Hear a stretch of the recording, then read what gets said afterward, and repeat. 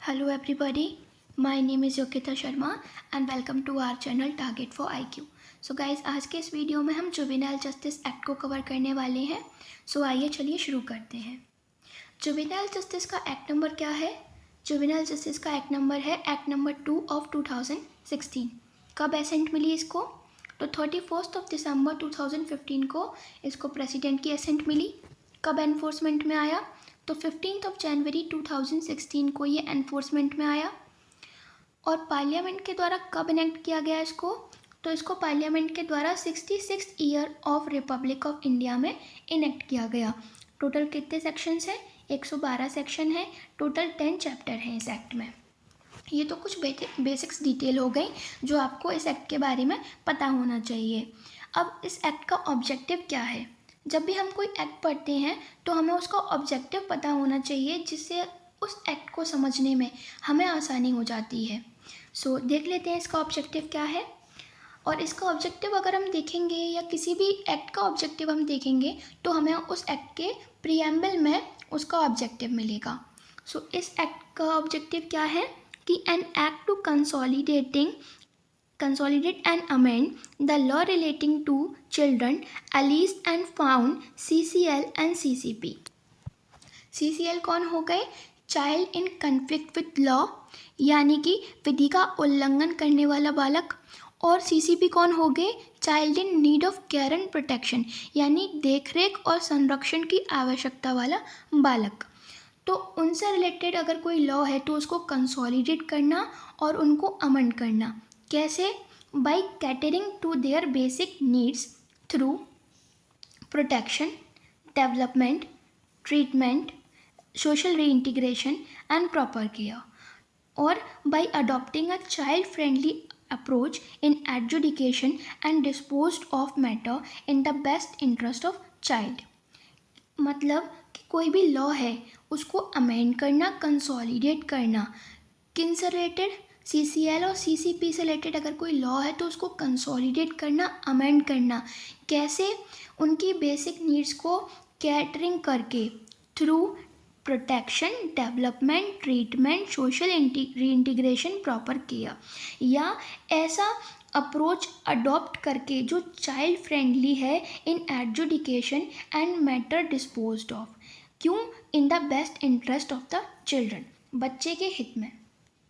तो ये तो था इसका ऑब्जेक्टिव. अब हम इस एक्ट को देख लेते हैं कि इस एक्ट में जो सेक्शन है वो हमें क्या बताते हैं. तो चैप्टर वन आपके राजस्थान APU के प्रीलिम्स में आने वाला है. चैप्टर 1 आने वाला है. आई थिंक चैप्टर 3 है और चैप्टर 4 है. यानी कि section 1 to 2, section 4 to 9 and section 10 to 26 आपके राजस्थान APU के प्रीलिम्स में पूछे जाने वाले हैं. सो आइए देखते हैं कि इन सेक्शन के प्रोविज़न हमें क्या बताते हैं. सेक्शन 1 में हमें क्या बताया होता है? Short title, extent and commencement. तो इस एक्ट का शॉर्ट टाइटल क्या है? इस एक्ट को हम क्या कहेंगे? Juvenile justice care and protection of children act 2015. कहाँ अप्लाई होता है? होल इंडिया पे अप्लाई होता है. कब एनफोर्समेंट में आएगा? तो जब सेंट्रल गवर्नमेंट ऑफिशियल गजेट में इसको नोटिफाई कर देगी उस दिन से ही क्या हो जाएगा? एनफोर्समेंट में आ जाएगा. लेकिन इसकी एनफोर्समेंट डेट क्या है? 15 जनवरी 2016 इसकी एनफोर्समेंट डेट है. ये जो एक्ट है इसमें एक 4th क्लॉज जो है, 4th सबसेक्शन जो है, उसमें हमें बताया है कि ये जो एक्ट है ये 2 चीज़ों पे अप्लाई होता है. जो 2 मैटर पे अप्लाई होता है. एक तो ऐसे बालक जो क्या है, विधि का उल्लंघन करने वाले बालक हैं, और दूसरा जो क्या है, ऐसे बालक हैं जिन्हें देखरेख और संरक्षण की क्या है, आवश्यकता है. यानी ये जो एक्ट है वो कहाँ अप्लाई होता है? ऐसे मैटर्स पे जो कंसर्न हो रहे हैं child in conflict with law से या child in need of care and protection से. तो इन 2 में क्या कहाँ अप्लाई होगा? तो जो बच्चा child in conflict with law है, तो जो बच्चा child in conflict with law है उसकी कौन कौन सी चीज़ों में ये एक्ट अप्लाई होगा? उसके अपेरेंशन में, उसके डिटेंशन पे, उसके प्रोसिक्यूशन कैसा होगा, क्या पेनल्टी और इम्प्रिजनमेंट होगा, उसका रिहेबिलिटेशन कैसे होगा, या उसको सोशल इंटीग्रेट कैसे करवाया जाएगा। दूसरा, जो बच्चा क्या है, care and need and protection है, तो उसकी कौन कौन सी चीज़ों पे ये एक्ट अप्लाई होगा कि उसका जो प्रोसीजर होगा कि अडॉप्शन का वो वहाँ अप्लाई होगा। जो भी डिसीज़न होंगे, जो भी ऑर्डर होंगे उसके रिहैबिलिटेशन को लेकर वहाँ अप्लाई होगा, उसके अडॉप्शन पे अप्लाई होगा, री इंटीग्रेशन पे अप्लाई होगा, और उसको कैसे रेस्टोर करवाया जाएगा वहाँ अप्लाई होगा। ये तो हमें सेक्शन 1 बताता है, इतनी सी चीज़ें।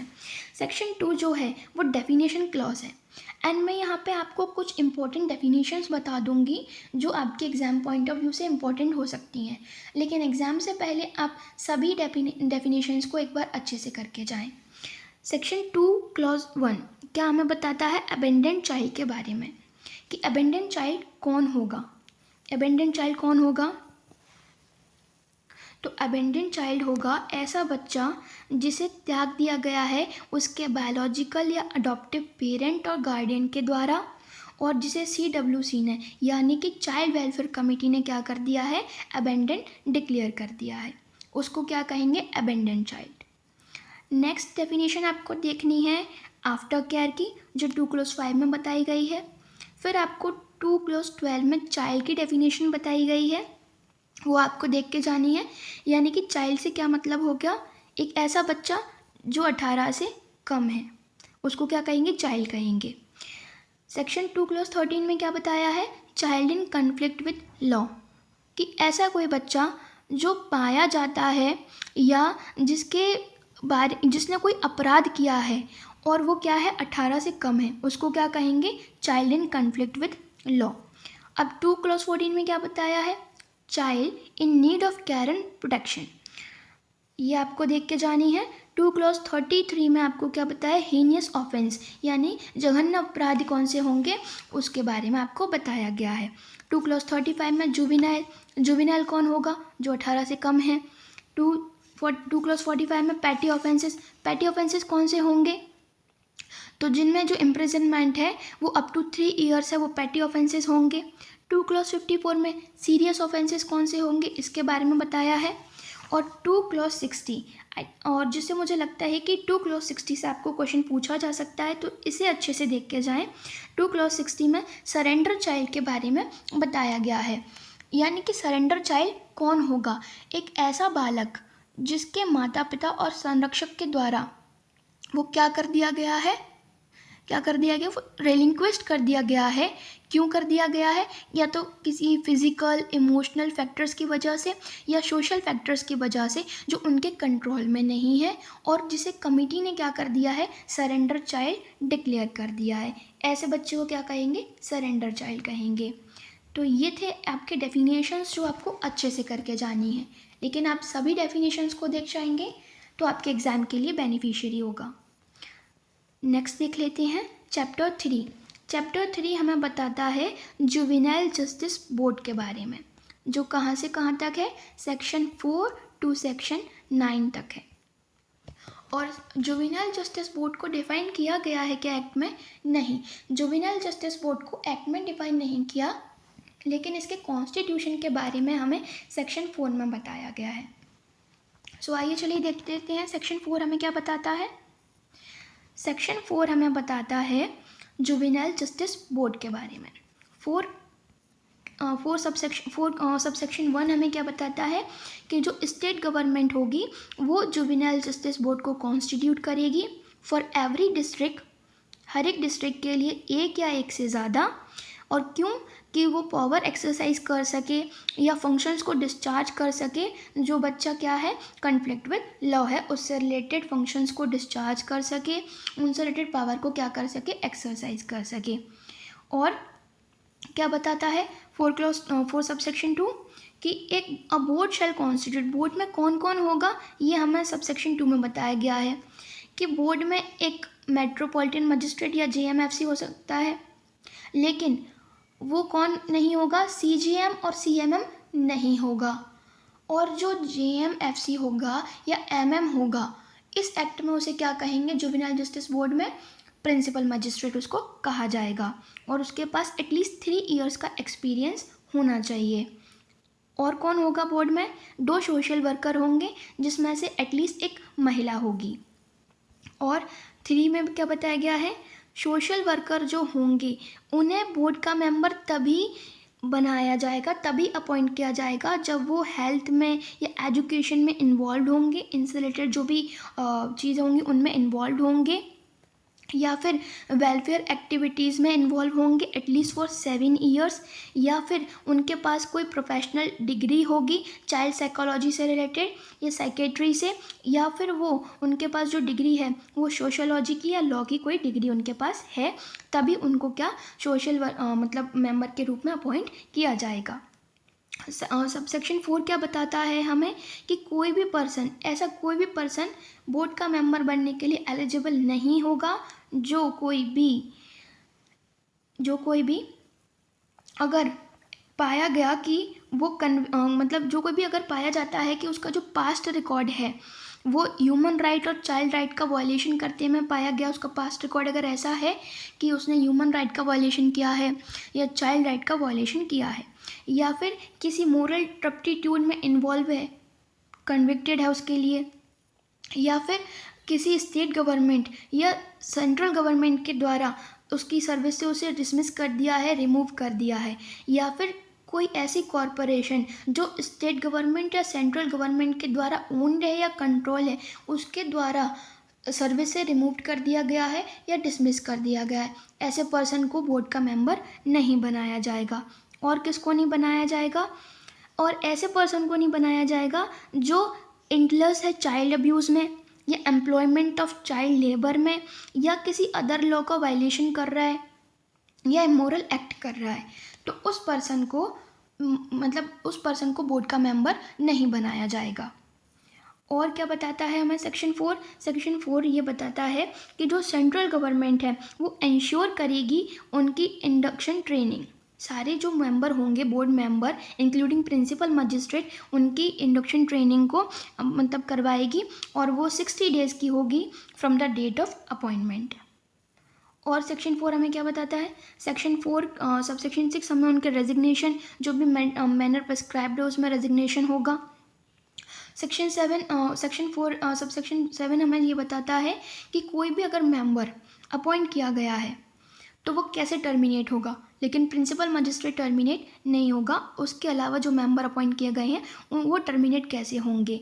तो पहले तो उनकी इंक्वायरी होगी स्टेट गवर्नमेंट के द्वारा, और अगर ये पाया जाता है कि वो किसी जो पावर उनको जो इस एक्ट में मिली गई है उसका मिसयूज़ करते पाया गया, या फिर कोई भी जो बोर्ड के प्रोसीडिंग है उसे कॉन्जिक्यूटिवली 3 महीने से उसने अटेंड नहीं किया बिना किसी वैलिड रीज़न के, या फिर मिनिमम जो सिटिंग है जो 1 साल में बोर्ड की होती है उसे अटेंड करने में फेल हो गया, और या फिर इनएलिजिबल हो गया सेक्शन 4 सबसेक्शन 4 में ड्यूरिंग इस term of as a member, तो फिर उसको टर्मिनेट कर दिया जाएगा। सेक्शन 5 हमें क्या बताता है?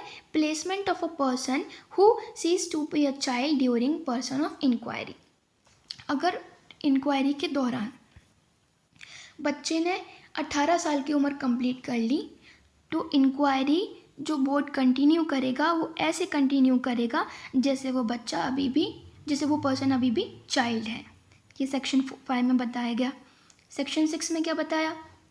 सेक्शन 6 में बताया कि अगर उस पर्सन का प्लेसमेंट कहाँ होगा, जब उसने ऑफेंस किया था तब वो 18 से कम था, तो उस बच्चे का प्लेसमेंट कहाँ होगा? कि any person completed age of 18 years of age, जब उसे पकड़ा, कोई ऑफेंस कमिट करने के बाद उसे पकड़ा और जब वो 18 से कम था तो इंक्वायरी के दौरान उसे चाइल्ड ट्रीट ही किया जाएगा। और सेक्शन 6 सबसेक्शन 2 हमें क्या बताता है कि जो पर्सन सेक्शन 6 सबसेक्शन 1 में रेफर्ड है, अगर उसको बोर्ड रिलीज़ नहीं कर रहा बेल पर, तो फिर उसे कहाँ रखा जाएगा इंक्वायरी के दौरान? तो उसे प्लेस ऑफ सेफ्टी में रखा जाएगा इंक्वायरी के दौरान। सेक्शन 8 क्या है? सेक्शन 8 में जुवेनाइल जस्टिस बोर्ड की पावर, फंक्शन, रिस्पॉन्सिबिलिटीज़ बताई गई हैं। यहाँ मैंने इस पीपीटी में नहीं वो इंक्लूड किया क्योंकि काफ़ी लेंदी हो जाता। आप अच्छे से एक बार पढ़ लेंगे तो आपको समझ आ जाएगी।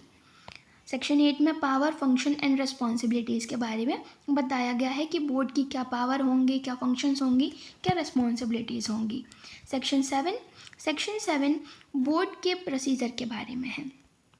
सेक्शन 7 का जो सब सेक्शन 1 है वो हमें बताता है कि जो सारी प्रोसीजर होंगी वो चाइल्ड फ्रेंडली होनी चाहिए, या जो वेन्यू होगा वो चाइल्ड को इंटिमिडेट नहीं करना चाहिए और एक रेगुलर कोड की तरह रिजेंबल नहीं होना चाहिए।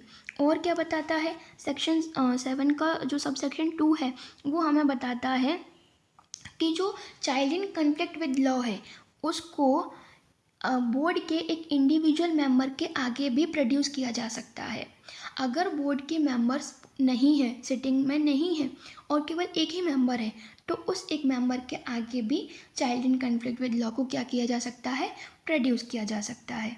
सेक्शन 7 का सब सेक्शन 3 क्या बताता है कि कोई भी ऑर्डर बोर्ड के द्वारा जो पास किया गया है, ऐसा कोई भी ऑर्डर इनवैलिड नहीं हो जाएगा इस रीज़न से कि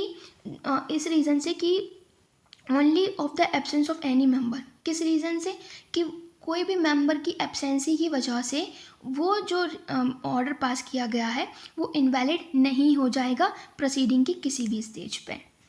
हाँ, लेकिन प्रोवाइडेड जो है हमें प्रोविज़ो जो दिया गया है उसमें एक बहुत ही इम्पोर्टेंट बात दी गई है और जो आपके एग्ज़ाम के लिए बहुत ही इम्पोर्टेंट हो सकती है कि जब अगर फाइनल डिस्पोजल करना है केस का, या अगर कोई ऑर्डर हम सेक्शन 18 सब सेक्शन 3 में पास कर रहे हैं, तो जो बोर्ड है उसमें एटलीस्ट 2 मेंबर प्रेजेंट होने चाहिए, जिसमें से एक प्रिंसिपल मजिस्ट्रेट होगा और एक कोई सोशल वर्कर हो सकता है।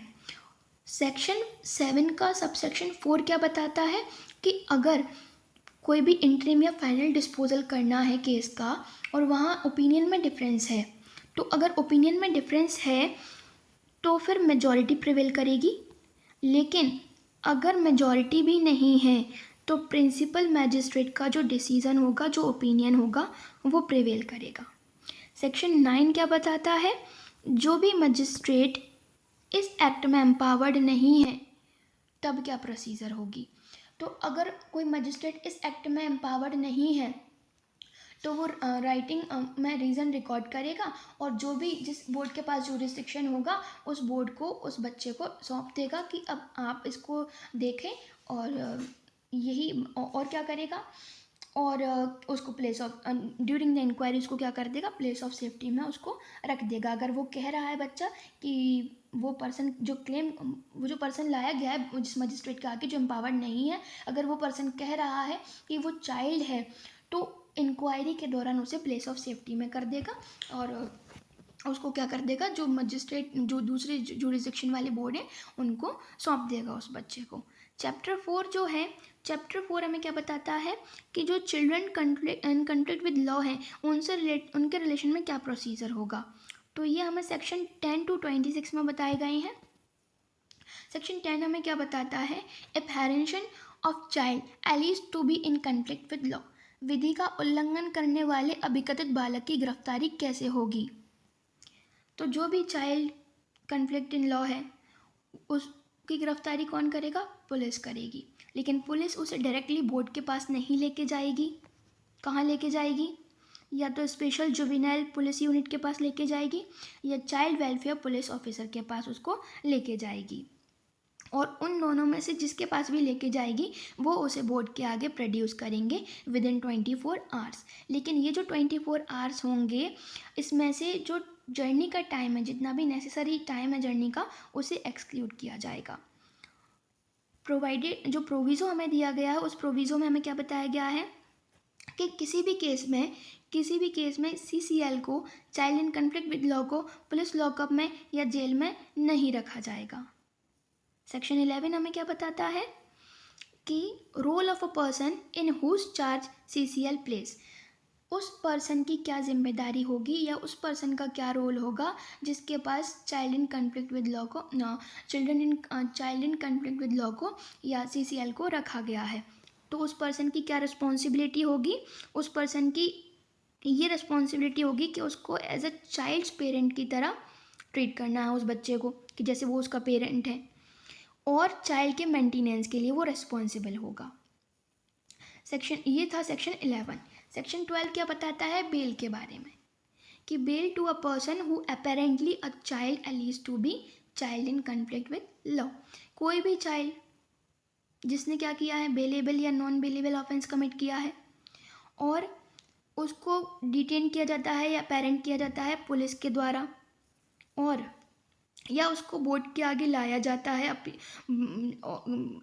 उसको अपीयर करवाया जाता है या उसे लाया जाता है, तो बोर्ड क्या करेगा, उसको बेल पे रिलीज़ कर देगा। तो बोर्ड क्या करेगा, उसको बेल पे रिलीज़ कर देगा विद और विदाउट श्योरिटी। और क्या करेगा, उसको प्रोबेशन ऑफिसर के या फिट पर्सन के सुपरविज़न में रख देगा। बेल पे रिलीज़ करेगा और प्रोबेशन ऑफिसर या फिर फिट पर्सन के सुपरविज़न में उसको रख देगा।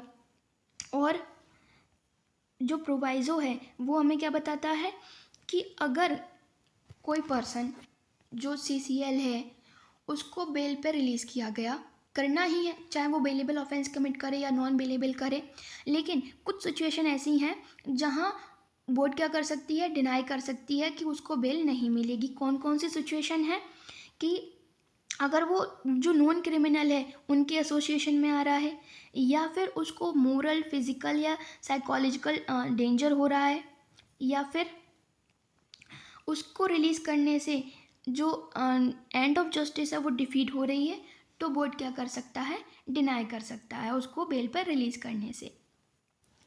अब जो 12 का सबसेक्शन 2 है वो क्या हमें बताता है कि अगर ऑफिसर इन चार्ज उसको बेल पर नहीं रिलीज़ कर रहा तो क्या होगा, तो उस पर्सन को या तो ऑब्जर्वेशन होम में रखे जाएगा या फिर प्लेस ऑफ सेफ्टी में उसको रखा जाएगा। जो ऑब्जर्वेशन होम वाला क्लॉज पॉइंट है वो 2021 के अमेंडमेंट से जोड़ा गया। सबसेक्शन 3 क्या बताता है कि अगर बोर्ड उसको रिलीज़ नहीं कर रहा, 2 बता रहा था कि ऑफिसर इंचार्ज नहीं रिलीज़ कर रहा, 3 बता रहा है कि जब बोर्ड रिलीज़ नहीं कर रहा तब कहाँ रखा जाएगा, सेम ऑब्जर्वेशन होम में या प्लेस ऑफ सेफ्टी में रखा जाएगा। 4 क्या बताता है, 4 हमें बताता है कि अगर जो CCL है वो बेल ऑर्डर की जो कंडीशन है उन्हें फुलफिल नहीं कर पा रहा, तो विदिन 7 डेज उस बच्चे को बोर्ड के आगे प्रोड्यूस किया जाएगा, प्रस्तुत किया जाएगा, और बोर्ड क्या करेगी, उस जो बेल की कंडीशन होंगी उनमें मॉडिफिकेशन करेगी। कितने दिन में, 7 दिन में, अगर वो नहीं फुलफिल कर पा रहा है। सेक्शन 13 इंफॉर्मेशन के बारे में बताता है कि अगर कोई बच्चा पकड़ लिया, अपेरेंट मतलब डिटेन कर लिया गया, गिरफ्तारी हो गई, तो उसके पेरेंट को, गार्डियन को या प्रोबेशन ऑफिसर को इन्फॉर्म कर दिया जाएगा। सेक्शन 14 क्या बताता है, इंक्वायरी के बारे में, कि जो child in conflict with law है तो बोर्ड इंक्वायरी कैसे करेगा, कितने टाइम में करेगा। जहाँ जो चाइल्ड है वो एलिज टू बी CCL है, child in conflict with law है, तो उसे बोर्ड के आगे प्रस्तुत करो, तो बोर्ड क्या करेगा, या तो इस एक्ट के अकॉर्डिंग इंक्वायरी होल्ड करेगा या ऑर्डर पास कर देगा सेक्शन 17 में या सेक्शन 18 में। सेक्शन 17 में क्या है, जहाँ वो बोर्ड पा रही है कि वो कन्फ्लिक्टेड लॉ नहीं है, और 18 में क्या है, जब बोर्ड पा रही है कि वो कन्फ्लिक्टेड लॉ है। तो ये तो सब सेक्शन 1 बताता है। सब सेक्शन 2 हमें क्या बताता है कि इंक्वायरी कितने दिन में कंप्लीट करनी है, 4 महीने में, from the date of the first production before the board. और इस 4 महीने के पीरियड को कितना टाइम और बढ़ाया जा सकता है, 2 महीने और बढ़ाया जा सकता है। सबसेक्शन 3 हमें क्या बताता है, प्रिलिमिनरी असेसमेंट जो है हीनियस ऑफेंसेस में अंडर सेक्शन 15 में, उसको कितने टाइम में डिस्पोज ऑफ किया जाएगा बोर्ड के द्वारा, 3 महीने में, from the first production before the board. 4 हमें क्या बताता है, 4 हमें बताता है कि जो बोर्ड ने इंक्वायरी करी अंडर सेक्शन 14 सबसेक्शन 2, यानी 4 महीने में इंक्वायरी करनी थी उसको, और 4 महीने में उसने इंक्वायरी करी, पैटी ऑफेंसेस में उसने इंक्वायरी करी, लेकिन उन 4 महीने में भी जो है वो इंक्वायरी इनकन्क्लूसिव रही, पूरी नहीं हो पाई, तो क्या होगा, एक्सटेंडेड पीरियड के बाद 4 महीने में उसने इंक्वायरी करी, फिर पीरियड एक्सटेंड हो गया 2 महीने का, और पीरियड एक्सटेंड होने के बाद भी वो इंक्वायरी पूरी नहीं हुई, इनकन्क्लूसिव रही, तो जो प्रोसीडिंग होगी पेटी ऑफेंसेस में वो टर्मिनेट हो जाएगी। ये काफ़ी इंपॉर्टेंट पॉइंट है आपके लिए, एग्जाम में आपसे पूछा जा सकता है। सबसेक्शन 5 हमें क्या बताता है कि बोर्ड जो है कुछ स्टेप्स को इंश्योर करेगा फेयर एंड स्पीडी इंक्वायरी के लिए। तो ये 2-3 पॉइंट हैं जो आप डायरेक्ट से ही देख लेंगे, और जो इम्पोर्टेंट है वो मैं यहाँ पे आपको कवर करा रही हूँ। सेक्शन 14 सबसेक्शन 5 क्लॉज डी क्या बताता है, पेटी ऑफेंस। अगर पेटी ऑफेंस है तो कौन सा प्रोसीजर अपनाया जाएगा, समरी प्रोसीजर अपनाया जाएगा। 14(5)(e) में क्या बताया, सीरियस ऑफेंस है तो समन ट्रायल अपनाई जाएगी। और 14(5)(f) में हीनियस ऑफेंस के बारे में बताया है कि अगर हीनियस ऑफेंस है तो 2 सिचुएशन होंगी। पहला तो अगर चाइल्ड 16 से कम है, और दूसरा अगर चाइल्ड 16 से ज़्यादा है। अगर 16 से कम है तो जो 14(5)(e) में प्रोसीजर अपनाई थी, यानी कि कौन सी प्रोसीजर अपनाई थी 14(5)(e) में, तो हमने समन ट्रायल के प्रोसीजर अपनाई थी। सेम प्रोसीजर कहाँ अपनाई जाएगी, अगर हीनियस ऑफेंस में जो बच्चा है वो क्या है, बिलो 16 ईयर है, तो समन ट्रायल की क्या प्रोसीजर अपनाई जाएगी। अगर जो बच्चा 16 से ज़्यादा है तो सेक्शन 15 के मैनर सेक्शन 15 में जो मैनर प्रेस्क्राइब्ड है उसके हिसाब से डील किया जाएगा। सेक्शन 15 क्या बताता है, सेक्शन 15 हमें प्रिलिमिनरी असेसमेंट के बारे में बताता है कि प्रिलिमिनरी असेसमेंट क्या होगा। तो प्रिलिमिनरी जो असेसमेंट होगा वो क्यों किया जाता है, जब बच्चा 16 से ऊपर है तो ये देखा जाएगा कि उसकी मेंटल और फिजिकल कैपेसिटी कैसी थी, मेंटली सिचुएशन उसकी कैसी थी, उसको समझ आया नहीं आया कि उसका जो ऑफेंस वो कमिट कर रहा है उसके कॉन्सिक्वेंसेस क्या होंगे। इन सारी चीज़ों के लिए क्या किया जाता है, प्रिलिमिनरी असेसमेंट किया जाता है कि ऐसे कौन से सर्कमस्टांसेस रहे जब उसने ये ऑफेंस कमिट किया, ऐसे क्या हालात रहे होंगे, इसीलिए ये प्रिलिमिनरी असेसमेंट किया जाता है। और क्या होगा सेक्शन 15 में, ऑर्डर पास हो जाएगा अगर लग रहा है कि बच्चा 16 से ऊपर है और वो जो ऑफेंस उसने कमिट किया है उनके परिणाम को समझ सकता था, तो सेक्शन 18 सब सेक्शन 3 में क्या कर दिया जाएगा, ऑर्डर पास कर दिया जाएगा। जब क्या ऑर्डर पास किया जाता है कि बच्चे को एज एन एडल्ट ट्राई करना है और चिल्ड्रन कोर्ट को उसको सौंप दिया जाएगा। ये तो था हमारा सेक्शन 15। सेक्शन 16 क्या बताता है, review of pendency of inquiry के बारे में, कि अगर बोर्ड के द्वारा जो कोई भी इंक्वायरी है, कोई भी पेंडेंसी है, तो उनका रिव्यू कौन करेगा, तो उनका रिव्यू CGM CMM करेगा, हर 3 महीने में करेगा। हाई लेवल कमेटी कर सकती है, वो 6 महीने में करेगी।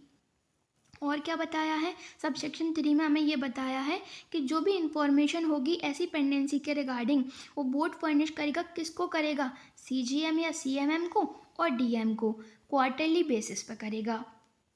और क्या बताया, ये जो सब सेक्शन 4 है ये 2021 से जोड़ा गया, और इसमें बताया कि DM जो है वो क्या कर सकता है, इंफॉर्मेशन मंगा सकता है from all stakeholder including board and committee. यहाँ कौन सी कमेटी की बात की गई है, तो यहाँ CWC की बात की गई है, कौन से बोर्ड की, JJB की, क्योंकि अभी हम जुवेनाइल जस्टिस बोर्ड के जो प्रोविज़न उनके बारे में ही पढ़ रहे हैं, प्रोसीजर के बारे में। तो यहाँ JJB की बात की है, और कमेटी कौन सी, CWC की। तो DM क्या कर सकता है, इन्फॉर्मेशन मंगा सकता है, क्यों, in the best interest of the child. Section 17 क्या बताता है, सेक्शन 17 जैसे कि मैंने अभी आपको बताया, इंक्वायरी के दौरान सेक्शन 14 में जो इंक्वायरी हो रही थी, सेक्शन 14 में जो इंक्वायरी हो रही थी, तो वहाँ पे क्या हो रहा था कि या तो इस एक्ट के अकॉर्डिंग बोर्ड इंक्वायरी होल्ड कर रहा था, या सेक्शन 17 और 18 में ऑर्डर पास कर रहा था। सेक्शन 17 में कौन सा ऑर्डर, जहाँ बोर्ड को लग रहा है कि जो बच्चा है वो CCL नहीं है, अगर CCP है मतलब देख रेख और संरक्षण की आवश्यकता वाला बालक है, तो उसको कमेटी को सौंप दिया जाएगा।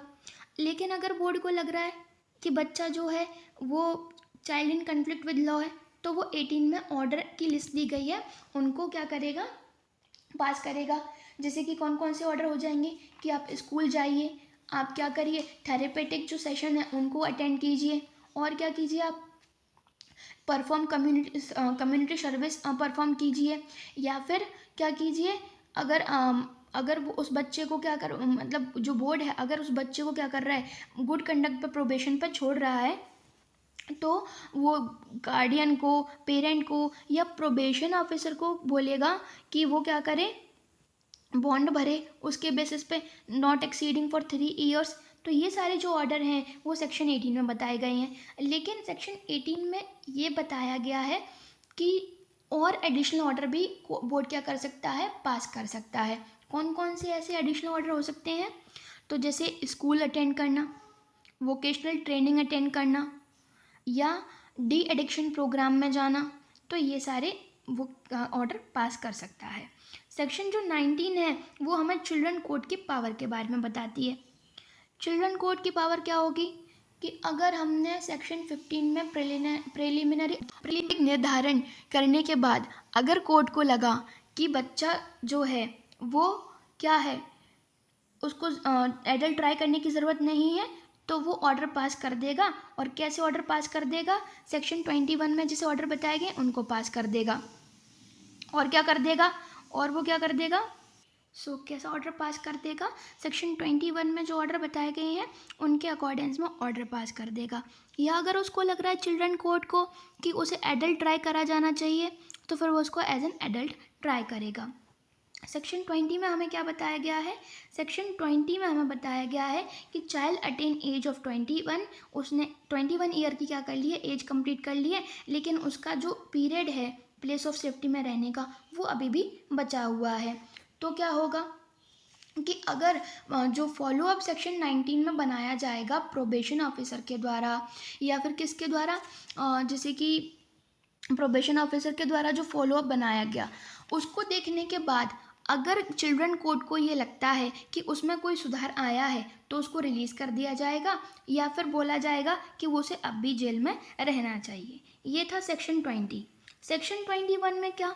सेक्शन 21 में है order that may not be passed against child in conflict with law, कि ऐसे कौन से ऑर्डर होंगे जो child in conflict with law के जो बालक है उसके अगेंस्ट पास नहीं किए जाएंगे। तो दैट वाला ऑर्डर पास नहीं, डेथ सेंटेंस पास नहीं किया जाएगा, लाइफ इम्प्रिजनमेंट का ऑर्डर पास नहीं किया जाएगा, या मतलब ऐसा कोई ऑर्डर पास नहीं किया जाएगा जहां उसके रिलीज होने की कोई पॉसिबिलिटीज़ ही नहीं होंगी। सेक्शन 22 हमें क्या बताता है? सेक्शन 22 बताता है कि जो CRPC का चैप्टर 8 है वो चाइल्ड के अगेंस्ट अप्लाई नहीं होंगे। सेक्शन 23 हमें क्या बताता है?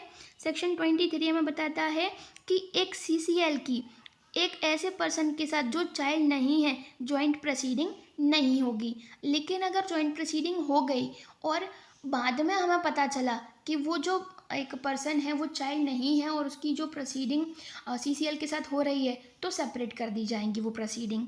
सेक्शन 24 डिस्क्वालिफिकेशंस के बारे में बताता है कि डिस्क्वालिफिकेशंस नहीं लगेंगी जुवेनाइल पे, लेकिन हाँ अगर कोर्ट को लगता है हीनियस ऑफेंस अगर किसी बच्चे ने कमिट किया और तो फिर उसके अपील के बाद जो भी रिकॉर्ड्स होंगे कन्विक्शन के उन्हें हटा दिया जाएगा।